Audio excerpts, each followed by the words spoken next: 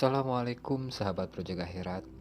Sahabat, tahukah Anda salah satu pahlawan dan panglima muslim terhebat sepanjang masa? Beliau adalah Khalid bin Walid, si pedang Allah yang terhunus. Beliau adalah panglima perang yang tidak terkalahkan dan beliau banyak memenangkan pertempuran besar semasa beliau hidup.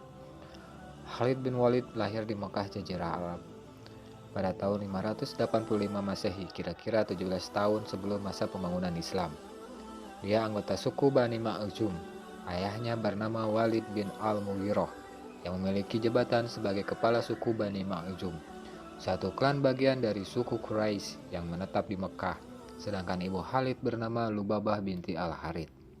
Awalnya Khalid bin Walid adalah panglima perang kaum Quraisy yang terkenal dengan pasukan kavalerinya, perangannya yang sangat kuat, dan seorang ahli strategi perang yang jenius. Pada saat pertempuran Uhud, Khalid bin Walid lah yang melihat celah kelemahan pasukan muslimin yang melanggar perintah Nabi untuk tetap berjaga dalam barisan pemanah di atas bukit. Para prajurit Nabi yang melanggar perintah Nabi itu sangat bernafsu untuk mengambil rampasan perang dan turun dari bukit Uhud. Seketika Khalid bin Walid dan pasukannya melihat celah itu dan melesat bagaikan badai menyerang. Disinilah peran Khalid bin Walid sebagai sang pemimpin pasukan berkuda pun melihat celah yang terbuka yang ada di barisan kaum muslim dimanfaatkan sebaik-baiknya oleh Khalid bin Walid. Ia kemudian memimpin pasukan berkuda kaum Quraisy berbalik menyerang. Khalid mengambil arah memutar balik di balik bukit. Ia kemudian mampu menyerang pasukan muslimin dari belakang.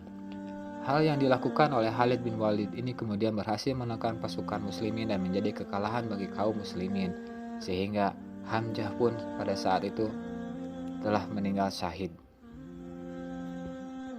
Berkat kepiawaian Khalid bin Walid dalam melihat celah dan kemungkinan untuk bisa memutarbalikkan keadaan pada waktu perang, itulah salah satu kejeniusan dari Khalid bin Walid. Awal Khalid bin Walid masuk Islam pada tahun 7 Hijriah. Nabi Muhammad SAW memberikan komentar kepada saudara Khalid yang telah lebih dulu memeluk Islam. Setelah itu tercatat Khalid sering bertukar kabar dengan saudaranya. Inilah salah satu faktor yang menyebabkan masuk Islamnya Khalid bin Walid. Rasulullah mengatakan kepada Al-Walid yang menjadi saudara Khalid. Beliau berkata, "Andai saudaramu Khalid masuk Islam, maka akan kami jadikan ia pemimpin," kata Rasulullah SAW. Al-Walid kemudian mengirimkan surat kepada Khalid bin Walid yang berisikan tentang ajaran-ajaran Islam dan kemuliaan Islam yang kemudian memotivasi Khalid untuk memeluk agama Islam. Maka di tahun selanjutnya, tepat pada bulan Syafar pada tahun 8 Hijriah, Khalid bin Walid menjemput hidayahnya seorang diri yang berangkat ke Madinah untuk bersyahadat langsung di hadapan Nabi Muhammad SAW. Perang pertama Khalid bin Walid setelah memeluk agama Islam yaitu adalah pertempuran Mu'tah. Perang pertama Khalid di dalam barisan tentara muslim. Perang tersebut mempertemukan tentara muslim melawan bala tentara Bizantium yang telah membantai orang-orang Islam di wilayah Suriah. Ini adalah salah satu perang terbesar bagi kaum muslimin. Orang-orang Romawi mengerahkan 200.000 prajurit untuk pertempuran tersebut, sementara tentara kaum muslimin berkekuatan hanya 3.000 pejuang. Perang ini adalah perang besar yang secara logika tidak mungkin untuk dimenangkan oleh kaum muslimin. Tetapi Allah berkehendak lain. 3 komandan muslim yang ditunjuk oleh Rasulullah untuk memimpin pasukan adalah Zaid bin Haritsah. Jika dia terbunuh, penggantinya adalah Ja'far bin Abi Thalib. Jika ia terbunuh, penggantinya adalah Abdullah bin Rawahah. Dan juga jika beliau terbunuh juga, maka pasukan muslimin harus menunjuk salah satu dari mereka untuk menjadi pemimpin. Beruntung, pendamping Nabi Thabit ibnu Al-Arqam datang dan memberikan tampuk pimpinan kepada Khalid bin Walid yang memiliki pengalaman perang yang lebih luas. Awalnya Khalid ragu-ragu untuk menerima jabatan tersebut. Beliau mengatakan bahwa Thabit lebih layak mendapatkannya. Khalid menganggap dirinya tidak sesuai karena dia baru masuk Islam, tapi Thabit dan para pejuang muslim lainnya bersikeras bahwa Khalidlah yang harus memimpin pasukan muslim. Pada saat itu, kaum muslimin semakin terdesak dan dekat dengan kekalahan. Tetapi Khalid bin Walid tidak punya pilihan selain mundur untuk mencegah kekalahan yang lebih besar. Dengan kemampuan kejeniusan dalam mengatur strategi militernya, dia merombak sayap kanan dan kiri tentara muslim. Dia juga membentuk sebuah divisi yang datang belakangan untuk menanamkan ketakutan di hati tentara Bizantium tersebut. Strategi itu dibuat agar divisi baru itu tampak seperti bala bantuan yang baru tiba di medan pertempuran. Setelah tentara Bizantium merasa ragu untuk menyerang, Khalid mundur dengan pasukannya dengan selamat ke Madinah. Di pertempuran inilah Rasulullah memberikan julukan kepada Khalid bin Walid sebagai Khalid as-Saifullah atau Khalid pedang Allah yang terhunus.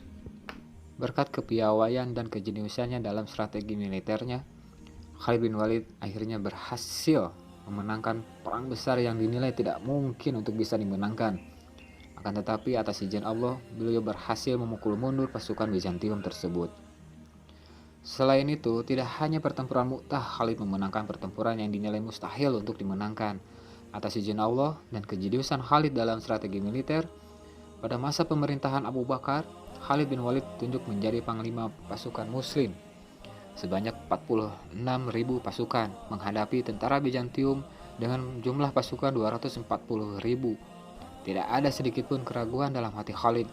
Beliau yakin atas izin Allah, beliau akan menjadi pemenang dalam pertempuran besar ini. Yang secara logika tidak mungkin tentara muslim yang hanya memiliki 46.000 menghadapi tentara Bizantium yang dengan jumlahnya lebih banyak, yaitu ada 240.000, berkali-kali lipat dari tentara muslim. Dalam perang Yarmouk, jumlah pasukan Islam tidak seimbang dengan pihak musuh yang berlipat-lipat.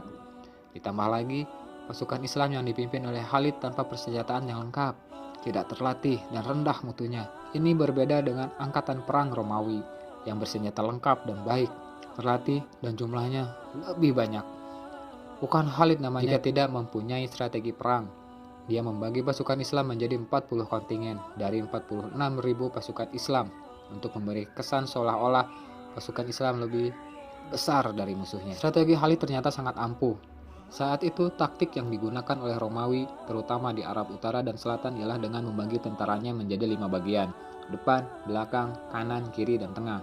Heraklius telah mengikat tentaranya dengan besi antara satu sama lain. Ini dilakukan agar mereka jangan sampai lari dari peperangan. Kegigihan Khalid bin Walid dalam memimpin pasukannya membuahkan hasil yang membuat hampir semua orang tercengang. Pasukan muslim yang jumlahnya jauh lebih sedikit itu berhasil memukul mundur tentara Romawi dan menaklukkan wilayah itu. Selama masa hidupnya, Khalid bin Walid tidak pernah kalah sekalipun dalam peperangan. Beliau adalah sosok panglima Islam jenius dalam militer dan ahli dalam berkuda. Wallahu a'lam bishawab. Sahabat Project Akhirat, mari dukung channel ini dengan klik subscribe, like, dan share video ini. Mari kita berbagi ilmu tentang dunia Islam.